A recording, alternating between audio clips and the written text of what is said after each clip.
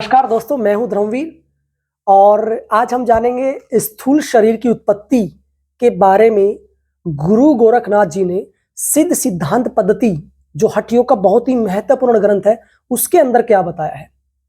तो देखिए, गुरु गोरखनाथ जी जो पहला अध्याय है और उसमें श्लोक संख्या 70 से लेकर 73 तक मानव जो शरीर है उसकी उत्पत्ति का जो नैसर्गिक विज्ञान है उसके बारे में बताते हैं और बहुत ही सरल शब्दों में उन्होंने बताया है। तो ये हम जान लेते हैं।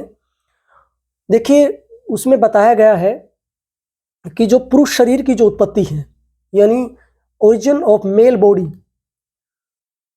यानी बताया है कि जब संभोग करते हैं यानी इंटरकोर्स के समय पिता के वीर्य यानी सीमन की अधिकता तथा माता के रज अथवा अंडाणु या ओवम की अल्पता, यानी कम मात्रा में ओवम हो और ज्यादा मात्रा में स्पर्म हो, तो पुरुष शरीर का जन्म होता है।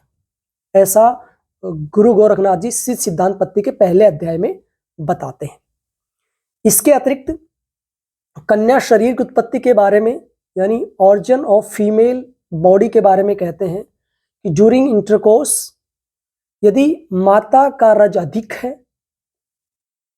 और पुरुष का वीर्य अल्प मात्रा में है, कम है, तो लड़की शरीर का जन्म होता है। ठीक है। तीसरा बताया है नपुंसक शरीर की उत्पत्ति के बारे में, यानी इंपोर्टेंट बॉडी की उत्पत्ति कैसे होती है।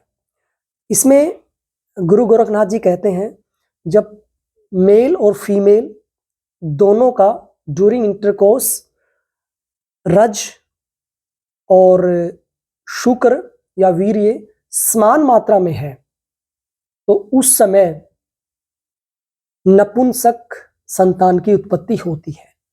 इसके अतिरिक्त एक श्लोक में यह भी बताते हैं कि माता पिता ड्यूरिंग इंटरकोर्स या संभोग के समय, इंटीमेट के समय, अगर अवसाद की स्थिति में है, तनाव में है, चिंता में है, द्वंद्व में है, तो इस अवस्था में बताते हैं कि जो संतान का जन्म होता है वो अंधी, लंगड़ी, लूली, बौनी, यानी ठीक से संतान का जन्म नहीं होता है। वो संतान में कोई ना कोई विकृति होती है, कोई ना कोई अंग भंग होता है, वो हैंडीकैप बच्चा हो सकता है, आंख, नाक, कान, मुंह, हाथ, पैर, किसी बॉडी के पार्ट का कम विकास हो सकता है, वो बच्चा छोटा हो सकता है यानी बौना हो सकता है, या कोई अन्य हार्मोनल इम्बैलेंस हो सकते हैं।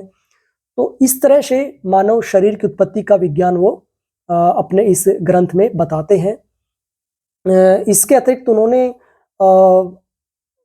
बताया है कि पहले महीने में बच्चे की क्या स्थिति होती है और दूसरे महीने में बच्चा कैसा होता है, तीसरे महीने में क्या होता है।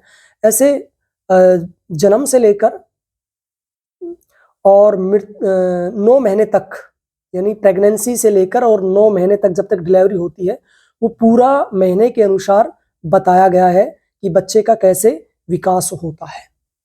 तो ये बातें गुरु गोरखनाथ जी सिद्ध सिद्धांत पद्धति ग्रंथ में बताते हैं। आज के लिए इतना ही। आप सबका धन्यवाद।